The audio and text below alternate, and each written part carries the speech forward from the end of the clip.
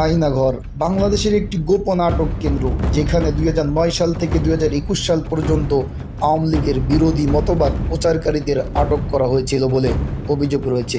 এটি পরিচালনা করে বাংলাদেশ প্রতিরক্ষা বাহিনী গোয়েন্দা শাখা, ডিরেক্টরেট জেনারেল অফ ফোর্সের ইন্টেলিজেন্ট ডিজিএফআই। এই গোপন বন্দিশালা সম্পর্কে সাম্প্রতিক সময়ে বিভিন্ন রিপোর্ট এবং নির্যাতনের কাহিনী প্রকাশ পেয়েছে, যা জাতিসংঘ এবং আন্তর্জাতিক পর্যায়ে তীব্র প্রতিক্রিয়া সৃষ্টি করেছে।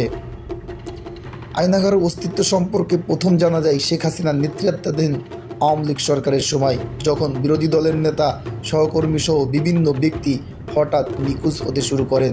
অভিযোগ রয়েছে যে এ ধরনের নিখোঁজ ব্যক্তিদের আয়নাঘরে নিয়ে নির্যাতন করা হতো।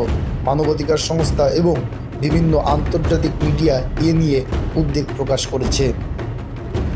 সাম্প্রতিক একটি প্রতিবেদনে জানা যায়, অনেক ভুক্তভোগী আয়নাঘর থেকে মুক্তি পাওয়ার পর নির্যাতনের ভয়াবহ বর্ণনা দিয়েছেন।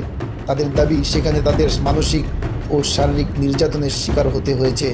তারা আরও জানান, সেনাবাহিনী সহ সরকারের সমালোচক ব্যক্তিদের নিখোঁজ করে আয়নাঘরে নিয়ে যাওয়া হয়। আন্তর্জাতিক মানবাধিকার সংস্থা যেমন হিউম্যান রাইটস ওয়াচ, জাতিসংঘের মানবাধিকার অফিস এবং জাতিসংঘের অন্যান্য অঙ্গ সংগঠন আয়নাঘরের এই ঘটনার প্রতি গভীর উদ্বেগ প্রকাশ করেছে। তারা বাংলাদেশ সরকারের কাছে বিস্তারিত তদন্তের দাবি জানিয়েছেন এবং গুম হওয়া ব্যক্তিদের পরিবারের কাছে তাদের প্রিয়জনদের ফিরিয়ে দেওয়ার আহ্বান জানিয়েছেন। আয়নাঘর, যা একসময় বাংলাদেশের রাজনীতি গোপন এবং ভয়াবহ অধ্যায় ছিল, তা আজও রহস্যের মধ্যে রয়েছে। যদিও এটি সম্পর্কে সরকারের পক্ষ থেকে সরাসরি কোনো বক্তব্য পাওয়া যায়নি, তবে ভুক্তভোগীদের অভিজ্ঞতা এবং মানবাধিকার সংস্থার উদ্যোগে গোপন বন্দিশালার ভয়াবহ সম্পর্কে ইঙ্গিত দেওয়া যায়।